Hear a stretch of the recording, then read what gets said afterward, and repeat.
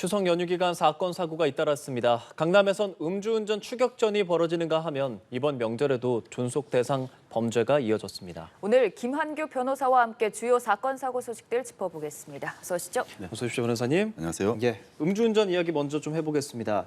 연휴 첫날이었는데 강남에서 추격전이 벌어졌었고 잡고 나서 보니까 이 도주한 20대 남성 무면허 그리고 마약 양성 반응까지 나왔습니다. 어떻게 된 일입니까? 이게 강남 한복판에서 한 새벽 5시경에 이게 체포된 걸로 알고 있는데요. 네. 그러니까 일반 시민이 그 음주운전으로 의심되는 차량이 있다라고 이제 경찰에 신고한 겁니다. 경찰이 추적에 나선 건데요. 근데 이 사람이 결국은 이제 가로수까지 들이받아서 체포된 상황인데 알고 보니까 음주도 했고 또 간이 검사를 해보니 약물 반응까지 나온 겁니다. 그 약물 반응이 지금 현재 그 마약 양성 반응이 나와서 또 정밀 검사에 들어갔는데요. 결국 이 사람은 그 이 운전자는 뭐 음주운전에 마약 더 나아가서는 지금 무면허 운전까지 네. 지금 알려졌거든요. 그래서 상당히 지금 뭐 중한 처벌이 좀 예상되는 지금 운전자로 좀 짐작되고 있습니다. 네.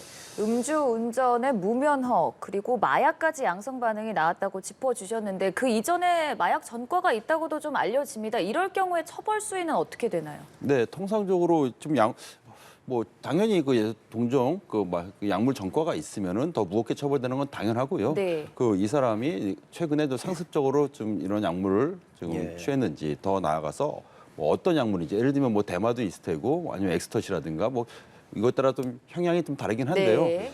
지금 이 운전자 같은 경우는 지금 그 동종 전과도 있는 것으로 봤을 때 뭐 양형 기준에 의하면 실형은 당연히 예상되고 지금 이 사람이 구속된 것은 지금 마약 때문에 구속된 게 아니라 지금 약물 운전, 무면허 운전을 때문에 구속된 거거든요. 그래서 이런 게 다 경합이 되면은 뭐 대법원 양형 기준이라면 최소한 1년 이상, 뭐 최대한 3년까지도 이게 법적으로 양형 기준으로 정해져 있습니다. 예. 이 마약이 워낙 지금 뉴스에 좀 많이 나오는데 또 최근에 이제 추석 연휴 기간에 또 나왔던 게 휴가를 나온 육군의 일병이 자택에서 마약을 한 혐의로 이게 수사를 받고 있다라는 건데 필로폰 투약이라고 지금 보도가 되고 있습니다. 어떻게 좀 덜미를 잡혔나요? 예, 사실은 군대 내부에서의 어떤 이런 마약이라는 것은 상당히 충격적이죠. 사실은 우리나라가 어느 정도 그 마약에 대해서는 이제 마약 청정국으로 널리 좀 알려져 있는데 최근 들어서 이 마약이 일반 가정 더 나아가선 이런 군대까지 지금 군대 내부에까지 마약이 유행된 것은 상당히 놀라운 사실인데요. 지금 이 사병 같은 경우도 이게 군대 내에 이게 제보가 신고가 들어온 거예요. 아, 신고가 들어온 예, 거예요, 신고가 이거는? 들어온 걸 봤을 때는 이 일병이 이런 필로폰이죠, 이번 건은 네. 이런 마약을 투여한 거에 대해서 이미 공공연하게 주변에 알려진 거죠. 그래가지고 이건 도저히 묵과할 수 없다 해서 누군가가 익명으로 이제 투서를 해서 결국은 이제 군 경찰이 그 이 집에 이 가정집에 이제 거주하고 있는 가정집에 압수수색까지 나서서 이 증거를 확보해서 구속한 사람입니다. 예. 네. 군 내에서 마약을 투약했다라는 소식이 이번이 비단 처음뿐만은 아닌 것 같거든요. 이렇게 좀 최근 들어서 얘기가 들리는 이유 뭐라고 보세요? 예, 저도 이번에 한번 제대로 리서치를 해봤는데요. 네.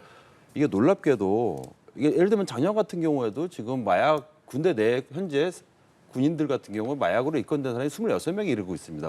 33명입니다. 지금 올해 상반기는 벌써 26명이에요. 그러면 이미 작년에 33명은 올해 넘었을 거라서 짐작이 되는데요. 더군다나 그 대상자가 사병뿐만 아니라 간부들도 있습니다. 지금 군에서만 그만큼 있다는 말씀이신가요? 야, 이건 아주 심각하죠. 왜냐하면 군대 내 특성상 이 군인들이 다루고 있는 굉장히 뭐 총이라든가 이런 어떤 위험한 상황뿐만 아니라 또 이게 명령이라든가 지휘복종한 거 아니겠습니까? 그러면 마약에 이런 투여된 상황에서 이런 군대 내 어떤 특수성이 제대로 지금 이루어지기도 힘든 상황이기 때문에 네. 좀 정부 차원에서도 좀 심각하게 그리고 어떤 것에 대해 향후 어떤 게 예방책이 좀 진지하게 준비되지 않을까 생각합니다.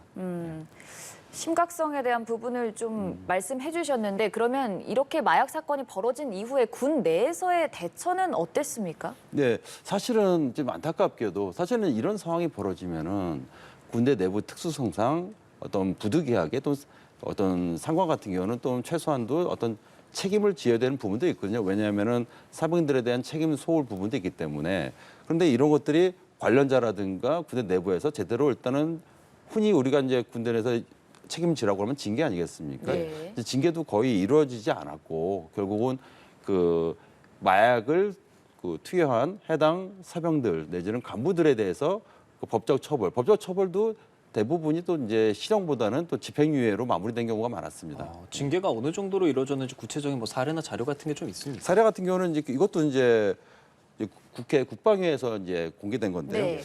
그 지난 5년간 마약 사건으로 처리된 것은 13건인데 이 중에서 징계가 이루어진 건 5건밖에 없다. 예. 이건 굉장히 뭐 미비하다고 봐야겠죠. 예, 뭐 군인이 아니어도 마약에 대해서 좀 너무 많이 좀 이야기가 나오고 있는 상황인데 그런 미비하다는 지적이 좀 나오고 있습니다. 근데 또 그런가 하면 이런 사건을 수사하고 조사하는 경찰이 뭐 허위 자백을 받아내고 본인의 승진을 위해서 수사 정보를 유출했다 뭐 이런 사례가 좀 나오는데 이게 한 2020년까지 거슬러 가봐야 하는 그런 일이죠. 네.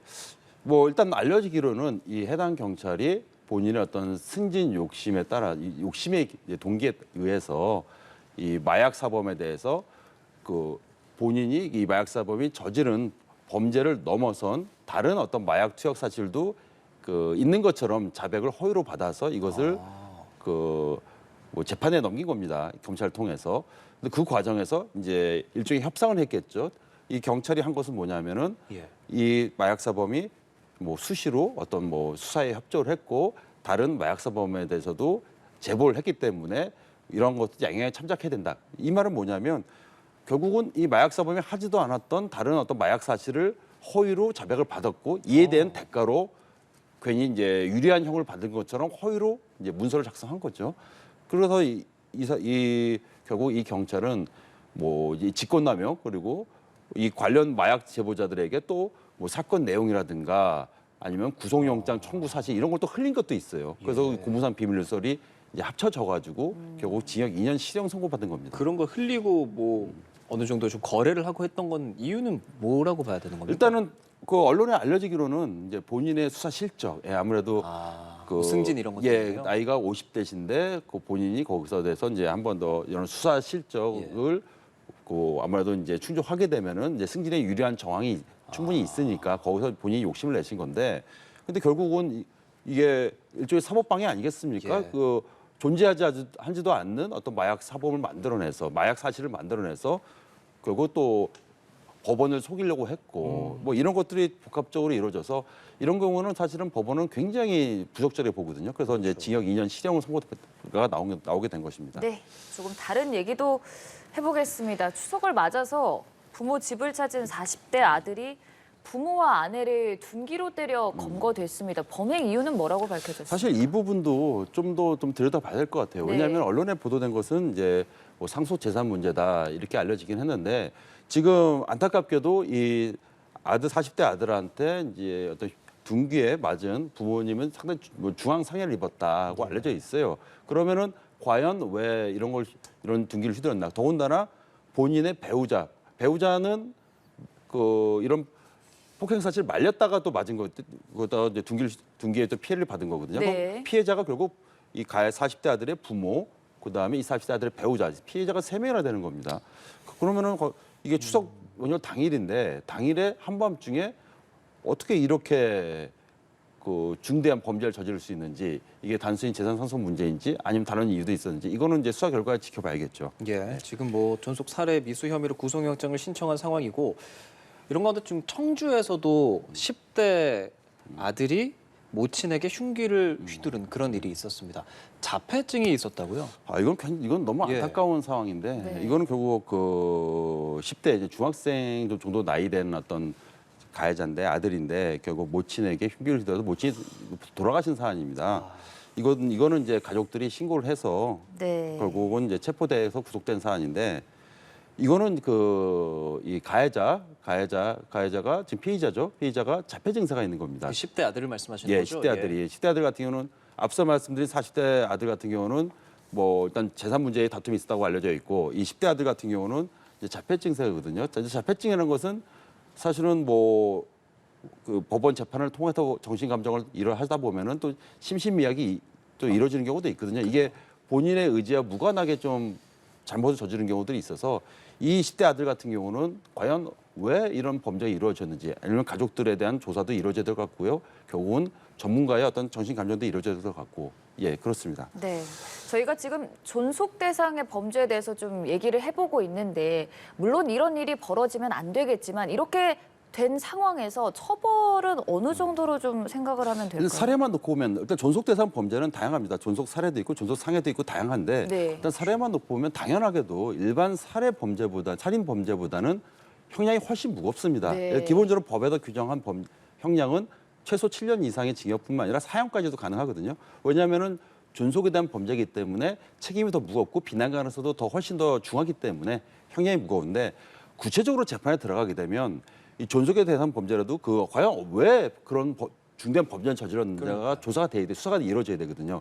이런 거 조사를 하다 보면은 또 오히려 형량이 좀 줄어드는 경우도 있습니다. 동기가 참작되는 경우, 예를 들면은 뭐 학대가, 그러니까 예를 들면 가정 내 폭력이라든가 가정 학대가 장기간 이루어진 경우, 이런 경우도 물론 존속에 대한 살해라든가 존속에 대한 범죄는 잘못한 거긴 하지만은 굉장히 오랜 기간 동안 부모로부터 이런 중대한 학대를 받았다든가 뭐 이런 경우도 약간 좀 참작이 되고 또 거꾸로 아까 뭐 그런 어떤 말씀드린 것 같이 부모의 어떤 재산을 노리고라든가 이런 경우 이거는 도저히 일반적인 살해보다도 그 비난 가능성이 훨씬 더 높거든요. 왜냐하면은 평생 자식을 키워줬는데 오히려 또 부모의 재산까지 노리고 범죄를 저질렀다고 하면 더 무겁게 처벌될 수 있고 결국은 왜 이런 범죄를 저질렀는지 그리고 범죄 사후에 본인이 어떤 태도를 취했는지 예를 들면 본인이 잘못한 것을 빨리 인정을 하고 119를 부르다든가 뭐 이런 걸 했으면은 당연히 정상 참작되겠지만은 오히려 뭐 사체를 유기한다든가 범인을 은닉하다든가 이런 거 하게 되면은 뭐 최소한 무기징역 이상의 형량까지도 가능합니다. 예, 알겠습니다. 추석 연휴 기간에 있었던 사건 사고 소식에 대해서 좀 짚어봤습니다. 김한규 변호사와 함께했습니다. 오늘 말씀 잘 들었습니다. 고맙습니다.